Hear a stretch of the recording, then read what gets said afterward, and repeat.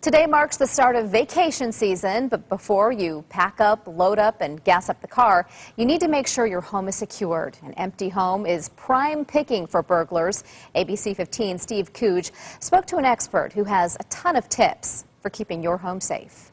Take one of these out. For Tori Skinner, the security of his home is very important. There's nothing more important than my wife and children, so, it's just make my house safer. That is why he called John Esposito. He's a crime prevention specialist with First Impression Security Doors. Well, it's not the door that fails. Most of the time, it's the small strike down here. Today, John is giving Tori some tips on how to make his home a little more secure. This part is a 3-inch. You want this to go all the way into just the framing and all the way into the actual framing of the home. That tiny screw helps keep crooks from kicking down your door.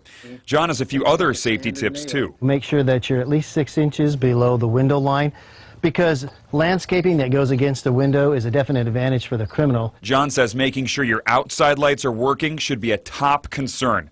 Motion sensor lights are a definite plus. As for the windows, just locking them isn't always enough. Simple thumb turn locks keep your windows from being pushed open, and wooden dowel rods placed in the frame can be used to keep sliding doors and windows from opening. They can simply break through here, then with a coat hanger or a hook, they can pull this apparatus, which is designed to release the garage door if there's no power or in an emergency. The solution? Simple. A 20-cent plastic tie that will keep the emergency handle from being pulled.